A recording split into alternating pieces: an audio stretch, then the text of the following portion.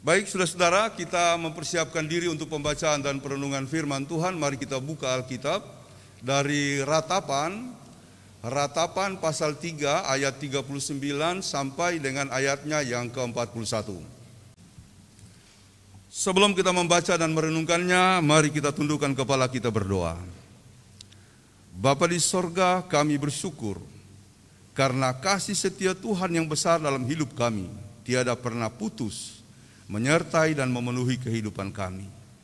Dengan penuh sukacita, kami membuka ruang hati, ruang hidup, dan segala keadaan kami untuk menyambut firman-Mu.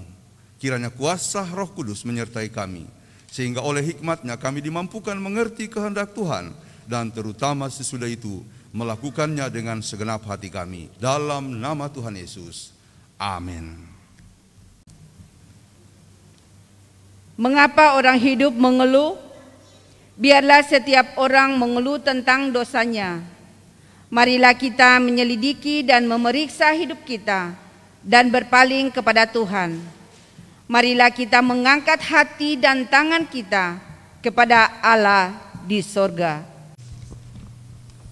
Demikianlah firman Tuhan, terpujilah Yesus Kristus, Hosiana. Hosiana, Hosiana, Hosiana.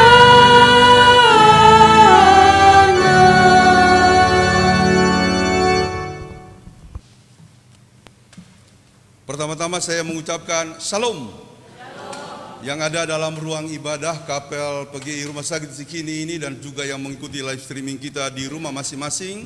Sekali lagi Shalom. Semoga kita tetap sehat dan dikaruniakan kekuatan daripada Tuhan.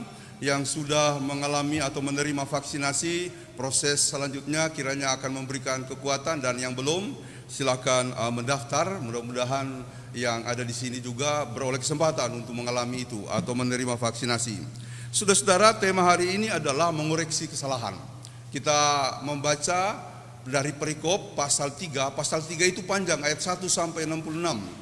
Tapi kita mengambil entry point-nya 39 dan sampai 41, ayat 39 dan sampai 41, di mana kita kemudian akan memahami bahwa mengeluh itu lebih baik mengeluhkan kekurangan kesalahan kita daripada kita mengeluhkan hal-hal yang lain. Saudara-saudara, masyarakat Indonesia itu setuju atau tidak, masyarakat yang suka mengeluh. Ya, masyarakat yang suka mengeluh. Jangan-jangan tadi waktu mau ke sini sudah pada mengeluh semua ya.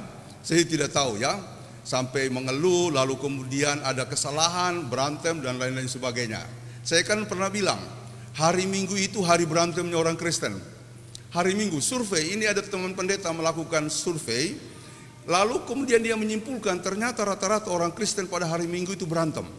Berantemnya sejam sebelum kebaktian. Ya, pas mau pergi kebaktian itu berantem itu. Kamu ini mau terlambat dan lain sebagainya. Enggak usah jauh-jauh, kami juga begitu ya. Apalagi kalau sudah mau jam 8 itu kan kita harus berangkat jam 8. Cepat ya. Nah, lalu kemudian terjadilah banyak hal.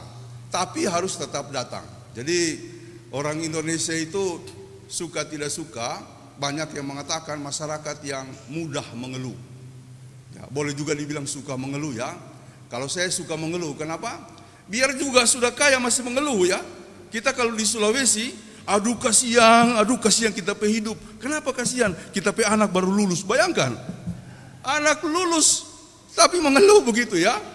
Jadi kalau di Sulawesi, apalagi di Sulawesi Utara, kata kasihan itu selalu ada makanan, aduh kasihan kita pe makanan cuma ini, padahal semuanya ada. Ya. Itu bagaimana ya, mungkin lata atau sudah terbiasa ya, sehingga lalu kemudian orang berkesan, memang Indonesia itu banyak hal yang baik, tapi salah satu sikapnya suka mengeluh. Sudah punya tapi mengeluh begitu ya. Saya pernah berkunjung ke sebuah keluarga, waktu dulu masih bertugas di jemaat yang lama. Saya kemudian masuk dan disambut, aduh Pak Pendeta kasihan kita pe hidup ini begini, susah. Kita masuk tidak ada yang susah. Ya, kursinya, perabotnya bagus, semuanya ada. Saya masuk sampai ke dapur, toiletnya, wah mentereng begitu ya. Apa yang mau dikeluhkan begitu ya? Tapi dia merasa, aduh kasihan kita hidup tidak punya apa-apa. Bagaimana punya apa-apa ya? Tidak punya apa-apa saja begitu. Lalu bagaimana kalau punya apa-apa? Jadi ya saya kira betul kalau orang bilang masyarakat Indonesia mudah mengeluh. Kalau saya bilang suka mengeluh ya. Sedangkan ada saja apa-apa ya, orang berhasil, anak lulus, aduh kasihan kita hidup, kita anak so lulus. Anak lulus dibilang kasihan. Saudara-saudara, saya kira kita harus membereskan hal ini hari ini. Ya, kita tidak boleh mengeluh. Karena Yeremia, kata-kata dalam ratapan ini itu tulisan daripada Nabi Yeremia. Maka itu susunan Alkitabnya habis Nabi Yeremia lalu ratapan. Ini ditulis pada waktu Israel dalam pembuangan tahun 586, bahkan ada yang menyebutnya 587 sebelum Masehi. Bayangkan ya, jauh sebelum Kristus. Jadi kata-kata ini sudah diutarakan. Kata ratapan itu berasal dari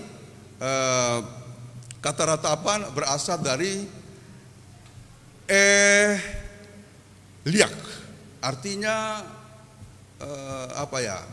bukan keluhan, semacam kondisi yang berat, Nah, kalau dalam bahasa Yunani ada Alkitab Septuaginta. Alkitab Septuaginta itu Alkitab bahasa Yunani, tapi bahasa Ibrani, Perjanjian Lama, Perjanjian Baru, komplit. Kan Perjanjian Lama itu bahasa Ibrani, Perjanjian Baru itu ditulis dalam bahasa Yunani. Tapi Septuaginta adalah suatu kitab yang lengkap, Perjanjian Lama, Perjanjian Baru, tapi ditulis dalam bahasa Yunani. Itu trenoi. Artinya keluhan. Memang itu kita mengambil kata ratapan dari situ, dari kata keluhan.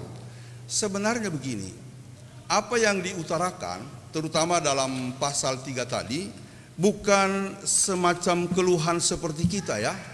Keluhan karena susahlah hidup ini gak berubah, susah maju. Bukan.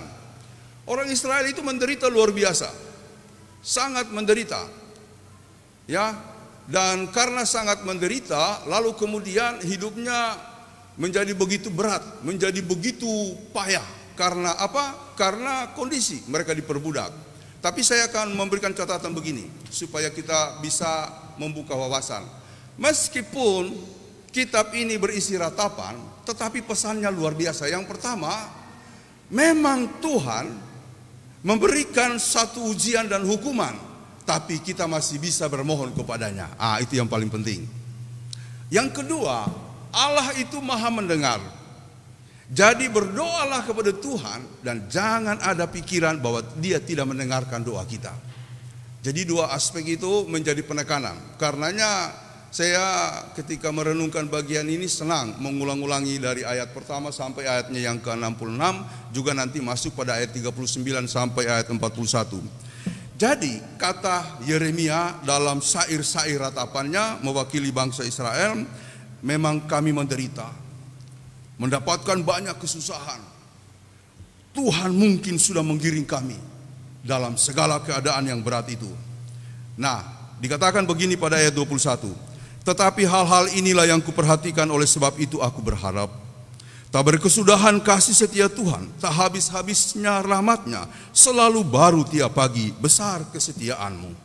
Tuhan adalah bagianku, kata jiwaku, oleh sebab itu aku berharap kepadanya. Tuhan adalah baik bagi orang yang berharap kepadanya, bagi jiwa yang mencari Dia. Adalah baik menanti-nantikan pertolongan Tuhan dengan diam. Jadi saudara-saudara, dalam kondisi yang serba berat dan kesulitan yang membabi buta, karena orang yang diperbudakan tidak ada cerita hidup enak ya, tidak ada cerita hidup nikmat, semuanya serba penderitaan. Tapi justru di situ Yeremia mau mengajarkan Tuhan tetap adalah sumber pengharapan kita. Dan karena itu mungkin kita berlinang air mata atau mengalami semacam kesulitan, beban-beban belum selesai, jangan berhenti berharap kepadanya. Dalam keadaan kita yang berat itu tidak ada pertolongan, ya. tidak ada sumber kekuatan lain. Dikatakan di sini adalah baik menanti dengan diam pertolongan Tuhan. Berdiam diri. Jangan khawatir. Kan ada orang kalau sudah mengalami masalah panik, kerasa krusuk. Tetap mengambil posisi ini, diam. Artinya berdoa dan minta pertolongan Tuhan. Aku memohon kekuatan daripadamu. Yang kedua, dikatakan oleh Nabi Yeremia, itu yang kita bahas di pasal 3 ayat 39 sampai 41. Mengapa orang hidup mengeluh? Dia mengajukan pertanyaan, mengapa orang hidup mengeluh? Lalu dia mengarahkan, biarlah setiap orang mengeluh karena dosanya. Dan saya kira itu bagus sekali, saudara-saudara. Ya, dalam kondisi pandemi ini, mungkin kita bertanya, kenapa Tuhan ini terjadi? Kenapa Tuhan membuat kami susah? Kan kita pikir dulu pandemi ini cuma sampai bulan Juli. Dulu ada prediksi Agustus udah melandai. Tapi kok ternyata sampai hari ini. Sampai hari ini pun kita belum tahu kapan berakhirnya. Memang sudah ada vaksinasi, tapi yang saya pernah dengar, vaksinasi ini akan berjalan sampai tahun depan. Karena yang divaksinasi targetnya tiap hari itu 50.000 orang. Itu pun kalau bisa tiap hari. Tapi kan kadang-kadang tidak jalan, belum tenaga medisnya kurang. 50.000 orang, kita ini 270 juta. Coba kalikan, masih lama prosesnya. Vaksin itu kan tahap pertama dilanjutkan tahap kedua. Tidak bisa sekaligus begitu ya. Kalau misalnya bisa sekaligus ya, dokter di sini sekali, kan enak begitu ya. Ini yang pertama, di sini yang kedua, kan tidak bisa begitu. Jadi ada jeda untuk kemudian melihat prosesnya, baru kemudian tahap kedua. Sudah ada yang divaksin di sini? Sudah ada? Kita ini belum divaksin? Wah, ngeri kali, bahaya ini. Ibu Gembala sudah, Pak Antoni, Pak Robin belum? Oh belum ya, Bu Ros, kayaknya kita harus minta barangkali ya. Ibu Ros 3 bulan karena lalu sempat diisolasi. Nah, atau nanti kita urus ya, mungkin Pak Jamie atau Bu Ros bantu ya, supaya gereja kita juga dapat jatah untuk vaksinasi. Saya juga belum. Ya, jadi yang pertama, lalu nanti yang kedua. Ya, intinya begini, mungkin kita belum, tapi tetap protokol kesehatan ya, karena ada yang divaksin, sudah divaksinasi tetap kena COVID. Saya membaca berita, ada yang sudah divaksinasi tetap kena COVID. Dan karena itu Presiden menghimbau di radio, di televisi, walaupun sudah divaksinasi tetap prokes, protokol kesehatan. Jadi 3M, yang pertama memakai masker, yang kedua mencuci tangan, yang ketiga menjaga jarak. Tapi sekarang sudah 5M, tambah 2, menghindari kerumunan. Kemudian yang kelima, mengurangi mobilitas. Jadi kalau umpamanya banyak kesibukan, kalau bisa WFH saja dari rumah begitu ya, itu saya kira bagus. Jadi tetap jaga protokol kesehatan. Tapi begini, mungkin ada yang bertanya, kenapa ini terjadi? Saudara-saudara, wajar mengeluh. Tetapi Yeremia mengatakan, kalau Anda mengeluh karena penderitaanmu, lebih baik koreksi diri. Biarlah setiap orang mengeluh karena dosanya. Itu paling perlu. Artinya begini, Tuhan, jangan-jangan ini teguran buat saya karena memang selama ini saya berdosa. Itu jauh lebih bagus. Daripada kemudian kita menyalahkan ini, menyalahkan itu, menyalahkan Tuhan lah.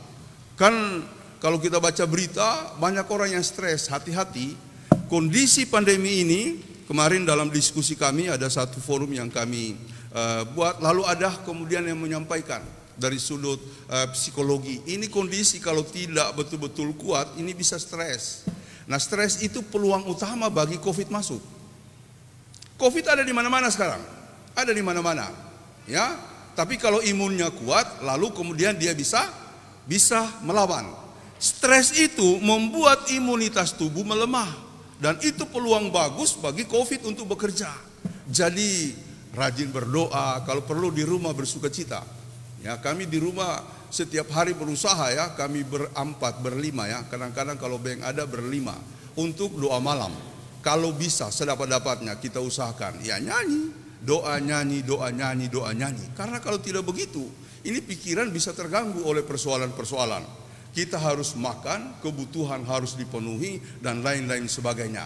Oke, Itu tidak bisa kita hindari, kondisinya memang begitu. Tapi kalau kita mengeluh hanya karena kesusahan semata, itu akan merugikan kita. Lebih baik kita koreksi diri. Karena begini saudara-saudara, ada yang mengatakan COVID-19 ini adalah hukuman Tuhan.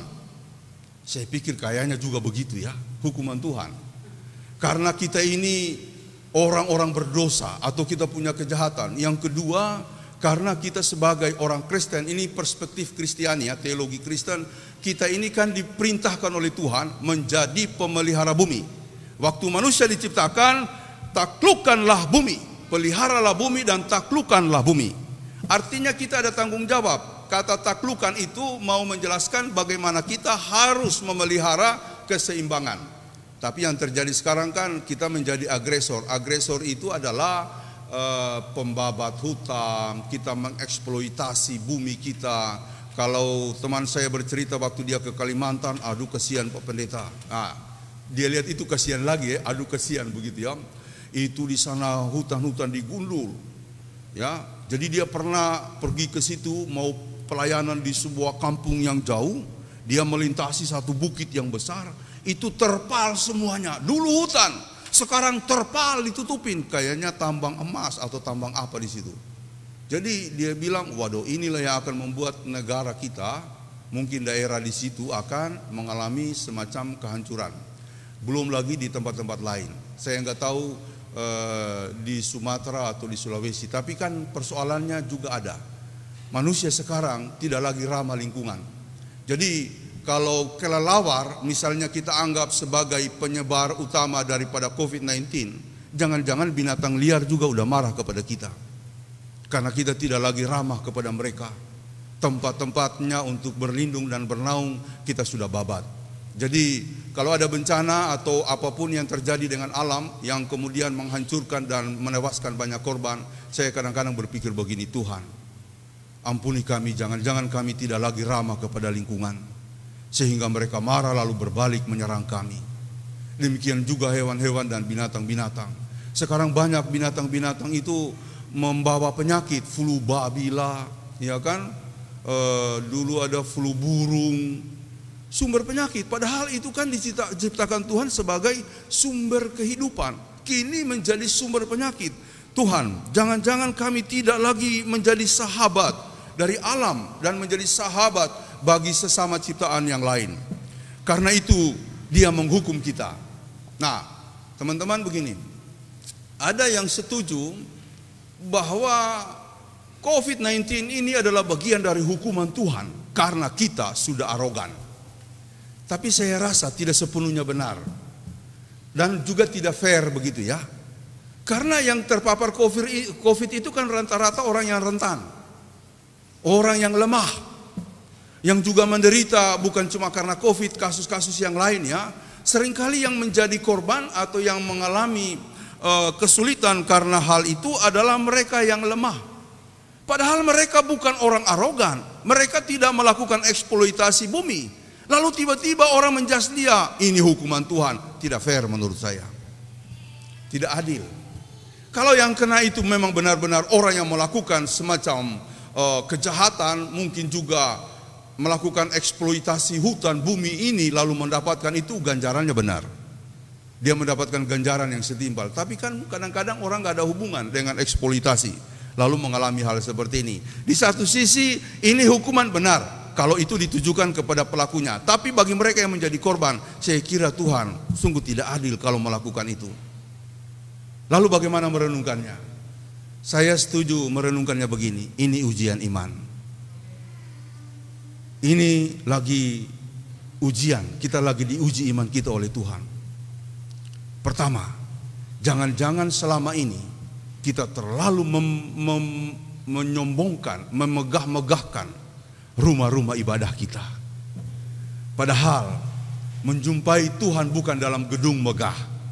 Ibadah dan rumah ibadah itu penting, tapi menjumpai Tuhan bukan karena itu. Tuhan mengatakan, apapun yang kamu lakukan pada saudaraku yang paling hina ini, kamu telah melakukannya untukku. Bagi saya, menolong orang miskin adalah saat paling dasaria untuk kita berjumpa dengan Tuhan. Ya, Karena Tuhan mempersonifikasikan dirinya kepada mereka yang lemah, yang layak dibantu.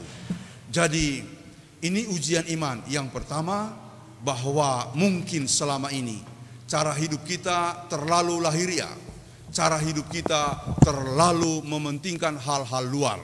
Nah, yang kedua, ini ujian iman bagi eklesiologi. Eklesiologi itu adalah istilah untuk gereja.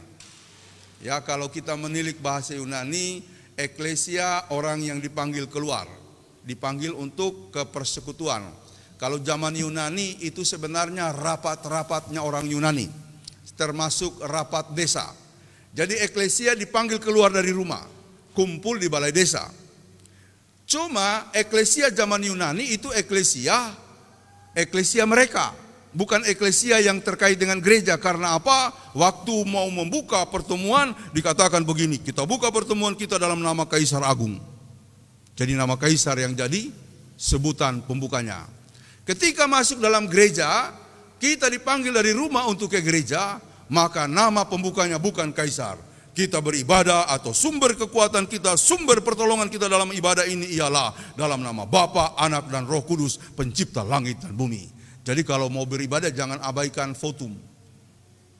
Votum mau menegaskan ibadah ini tidak karena Kaisar, tapi karena Tuhan pencipta langit dan bumi yang memelihara, memberi rezeki, yang menuntun bahkan juga menjamin kehidupan kita sampai hari ini. Makanya dengan tandas di depan mimbar, sang khadim atau sang pelayan mengatakan, dalam nama Bapa, Anak, dan Roh Kudus. Jadi kadang-kadang kan ibadah mengabaikan ini. Saya lihat ibadah tiba-tiba langsung ayo kita menyanyi. Oh, udah langsung firman. Padahal ini pertemuan eklesia. Nah, itu semacam catatan untuk memberikan pengetahuan kepada kita. Mungkin, ya saudara-saudara, teman-teman sekalian, mungkin kita lagi diuji oleh Tuhan, eklesiamu itu benar atau tidak. Karena apa?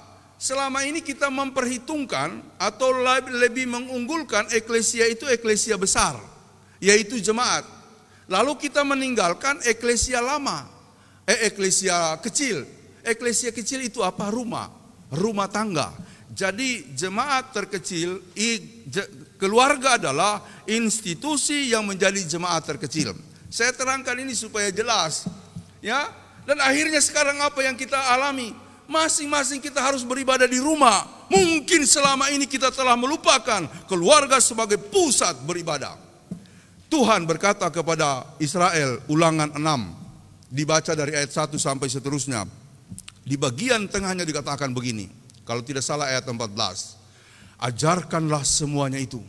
Pada waktu engkau bangun, pada waktu engkau berdiri, pada waktu engkau berjalan, pada waktu engkau berbaring. Ajarkanlah hukum Tuhan. Pampanglah itu di gerbang rumahmu, di pintu gerbang, pintu pagar. Tuliskan itu di atas pintu rumahmu. Seluruh area rumah menjadi media utama untuk pengajaran iman. Itu yang paling penting. Makanya itu orang Yahudi sampai sekarang melakukan itu.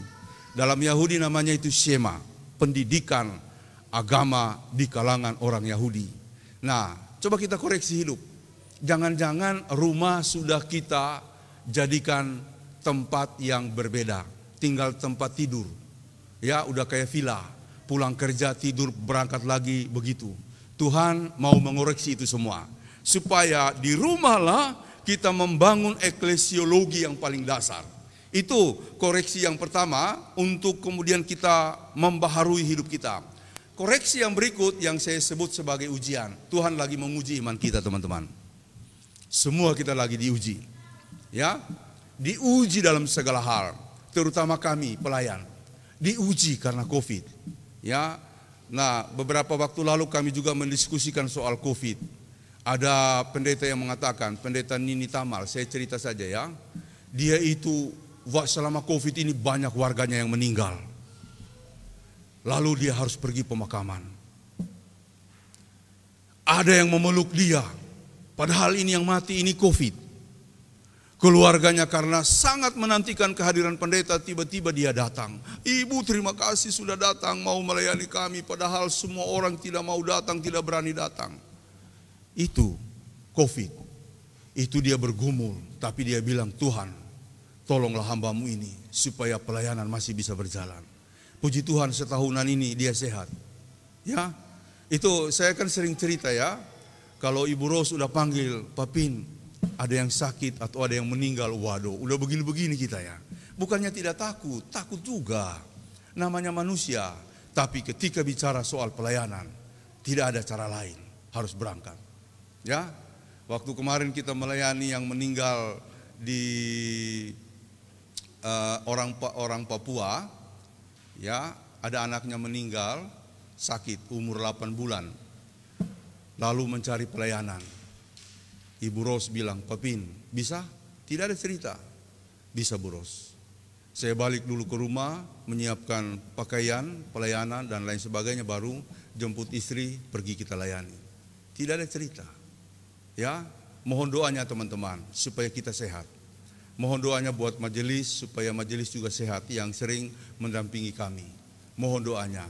Ini ujian bagi kita. Apakah kita setia atau tidak? Saya punya keyakinan begini, walaupun kita tetap prokes ya, saya tetap mengikuti prokes ya, berusaha. Mohon maaf hari ini saya buka masker supaya suara jelas. Ada teman saya Muslim, dia bertanya kepada saya begini, Bang, mengapa Ibu Teresa yang dalam begitu dan yang dalam waktu begitu lama melayani, membersihkan, menangani pasien-pasien lepra, kusta. Itu kan penyakit menular. Bahkan sampai menguburkannya. Dia mendirikan ordo cinta kasih. Yang peduli yang menderita. Teman Muslim ini mengatakan, Sukandar, dia mengatakan begini, Bang, kenapa Ibu Teresa tidak tertular?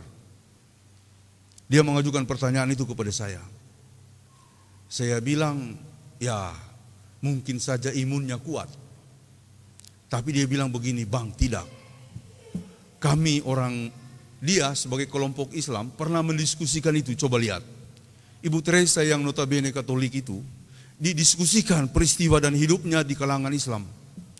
Dan mereka sampai pada kesimpulan, setelah membaca begitu banyak bahan, membandingkan dengan kemudian segi kesehatan, lalu katanya begini, Bang, kami mendapatkan satu kesimpulan begini. Ketulusan hatilah yang membuat Ibu Teresa tidak terpapar penyakit menular. Ketulusan hati. Jadi bagi saya, Tuhan lagi menguji kita apakah kita tulus beribadah atau tidak. Tulus dalam pekerjaannya atau tidak. Karena itu, mari kita merenungkan peristiwa yang terjadi sekarang ini.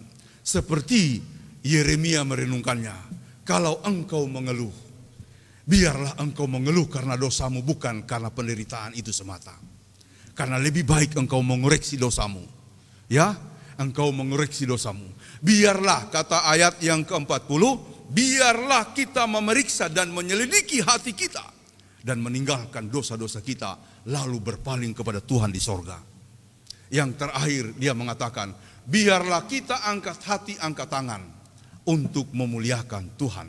Jadi hari ini kalau temanya berjudul mengoreksi kesalahan adalah supaya pada masa pandemi ini, di tengah-tengah keluhan yang begitu marak, karena memang hidup ini susah teman-teman. Maksud saya, lebih baik kita mengoreksi kesalahan-kesalahan, dosa-dosa, baik dosa dalam pelayanan, dosa dalam keluarga, dosa dalam kehidupan, lalu kemudian mengoreksi dan memperbaikinya supaya kita berkenan di hadapan Tuhan. Dengan demikian, ini langkah paling indah, langkah mempesona untuk kita menjalani hidup ini dalam keadaan serba terbatas, juga dalam kerapuhan kemanusiaan kita. Tuhan memberkati. Amin.